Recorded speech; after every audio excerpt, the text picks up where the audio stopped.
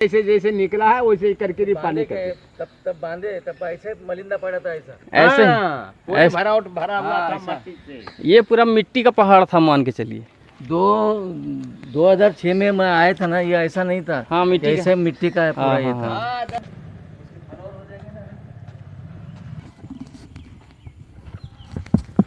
अभी हम लोग बोध गया में हैं और बोध गया में ये सुजाता स्तूप है। और क्या है ये, इसके बारे में देखिए यहाँ जानकारी है। सुजातागढ़, सुजाता स्तूप दोनों बोलते हैं। और देखिए मैं पढ़ के आप लोगों को बताता हूँ दोस्तों। यह स्तूप सुजाता नामक उस स्त्री के निवास स्थल को चिरस्मरणीय बनाने के उद्देश्य से निर्मित किया गया था। जनरली इसको समझ लीजिए कि मेमोरियल जो होता है ना, उसके सुजाता की याद में, क्योंकि सुजाता की जो महत्ता है वो बहुत ज़्यादा है महात्मा बुद्ध को बुद्ध बनने में।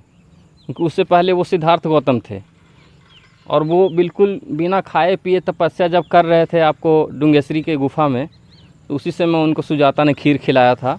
और बोला जाता है कि सुजाता के खीर खिलाने के बाद फिर वो खाना पीना शुरू किए और उन्होंने बोध गया की तरफ वो वहाँ से बढ़े और बोध गया में ज्ञान की प्राप्ति किए।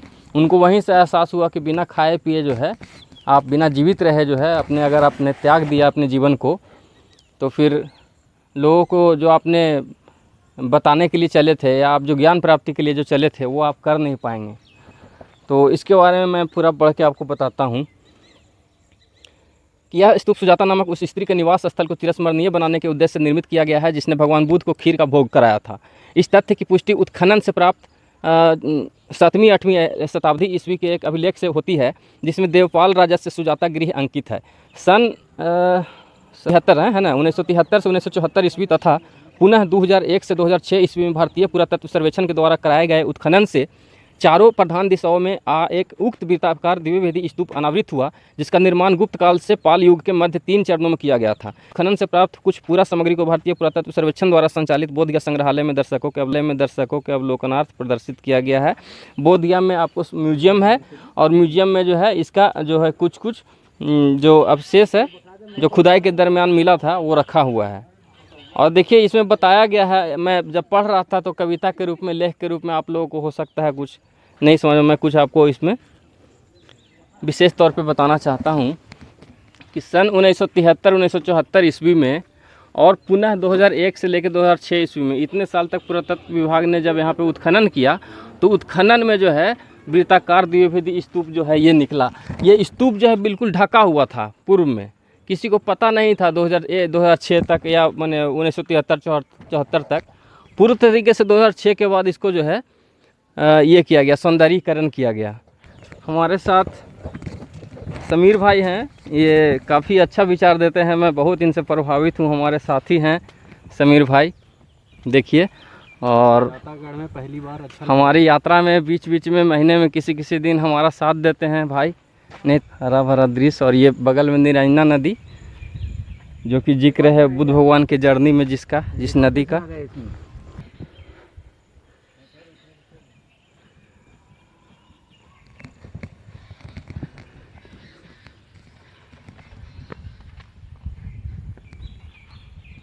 अपने जूते मैंने अपने निकाल दिए। पूरे ये घूमने का है, घूम सकते हैं जी। ये ऊपर चढ़ने का अलाउ नहीं है। करीब मतलब कि ये लोग पहले चढ़ गए थे। कौन लोग? जैसे आप चढ़ गए वो चढ़ गए। हाँ।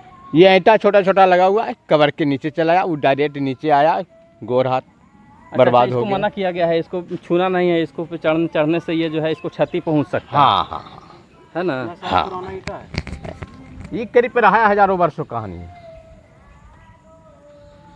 बहुत पुराना। ये 2001 से खुदाई चालू हुई, 2006 में ख़त्म हुआ। अच्छा, उसके पूर्व में थोड़ा अवशेष दिखता था। उसके 2001 से 2006 के पहले बिल्कुल मिट्टी से ढका हुआ था। पूरे ये तो मतलब क्या, ये रोड से सीधे मौन करके से ढका हुआ था, पूरा रोक बरीक जंगल झाड़ पूरा विशाल। तब ये नहीं था?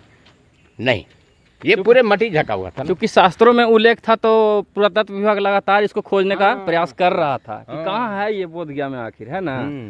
तो वही खोजने के प्रयास में 1973-74 में प्रयास किया और सफलता 2006 में जाके मिला दोबारा, 2001 से 6 के बीच में जो खोज। ये खुदाई करके निकाला गया, वैसे जैसे जैसे निकला है वैसे ही करके पानी कर तब बांधे तब ऐसे मलिंदा पड़ा था ऐसा। ऐसे ऐसे भरा हुआ था मट्टी से। ये पूरा मिट्टी का पहाड़ था मान के चलिए।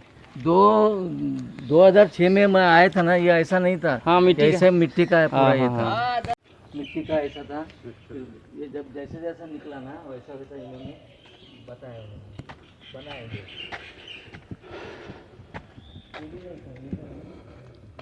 तो वीडियो बनाने का हमारा उद्देश्य ये है कि बिहार की धरती जो है वो पर्यटन की दिशा में आगे बढ़े, लोग यहाँ पे आए देखने के लिए कि कैसे ये आखिर ये जो स्तूप है वो सुजाता के मेमोरियल में याद में इसको बनाया गया था और किस तरीके से ये पूरा का पूरा ढका हुआ था। और 2006 में ये खुला।